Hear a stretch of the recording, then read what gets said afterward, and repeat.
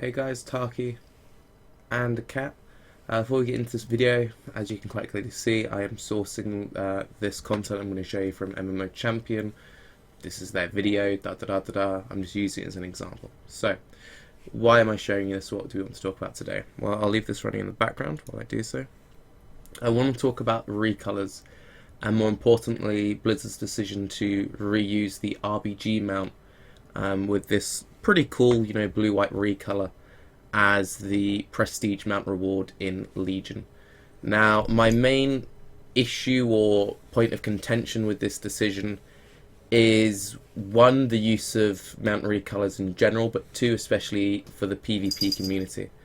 Now, the reason why I think it's particularly important for the PvP crowd to get some special treatment when it comes to having unique and interesting mounts rather than recolors is, frankly, the PvP crowd didn't really get much during Warlords.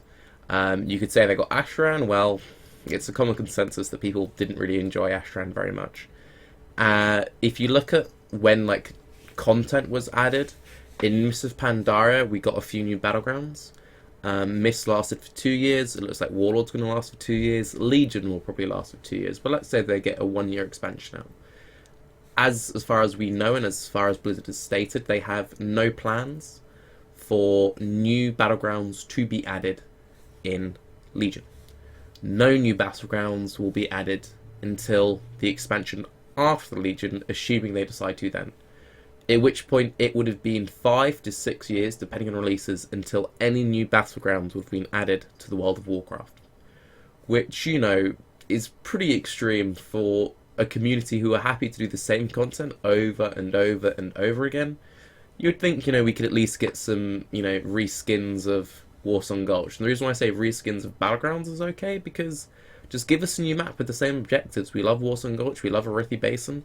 People love Twin Peaks. Twin Peaks is a Warsong Gulch clone. People like Battleful Gorneus. I really struggled with that one for some reason. And that's just a clone of Arithi Basins. We don't mind having new maps to play in which follow the old rule sets. But when it comes to mounts and just recovering mounts, then, people are going to start calling you out on it. And this is kind of my point with recolors. Recolors can work, and they do have a place in the game.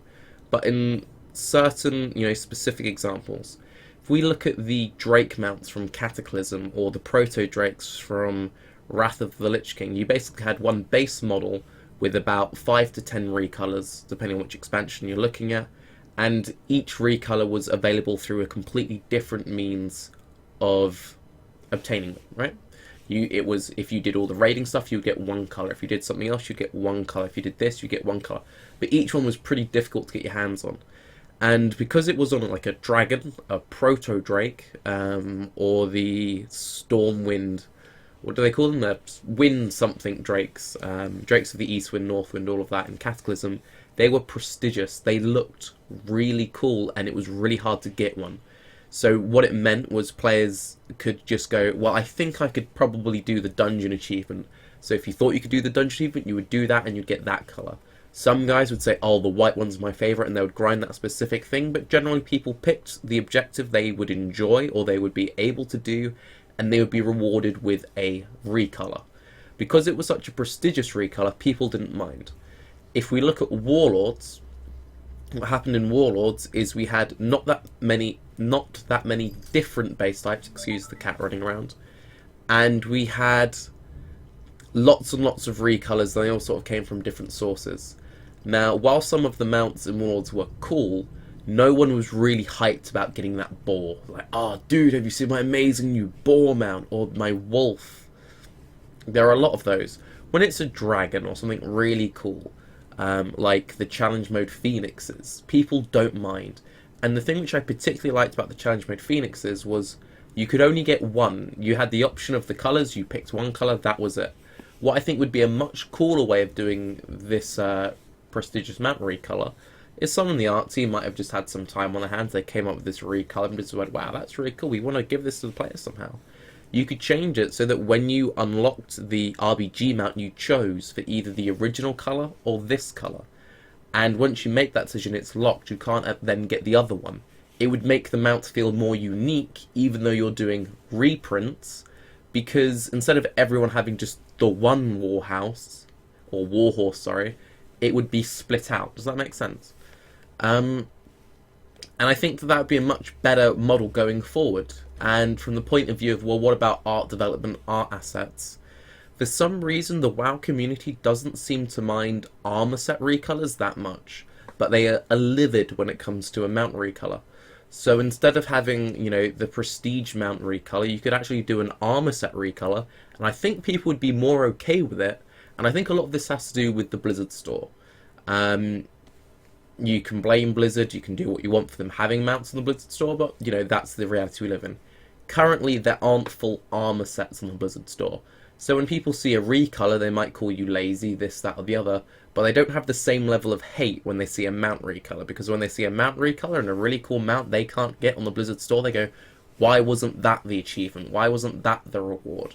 And so, by not using mount recolors and maybe going for armor sets or tabards or enchants, Blizzard could make a much smarter move when it comes to keeping the community happy while producing the same level of content, if that makes sense, because they could reskin an armor set, which I imagine doesn't take that much more time than it would to recolor a mount, but the level of vitriol and hate would be far lower. And the one thing which Blizzard needs to be very careful of, and I'm quite confident in Blizzard being able to produce a good expansion, I think Legion will be good, but what they need to be careful of is how jaded the community has become over Warlords. And I think if anything's going to trip up a company like Blizzard, it will be not taking into account just how hateful people can be. Because what tends to happen with all communities, but the Blizzard community especially, is you get the extreme level of support which circle jerks and rules out any valid criticism, and then you get the extreme hate circle jerk which makes even good or positive changes twisted into some greedy secret practice conspiracy theory.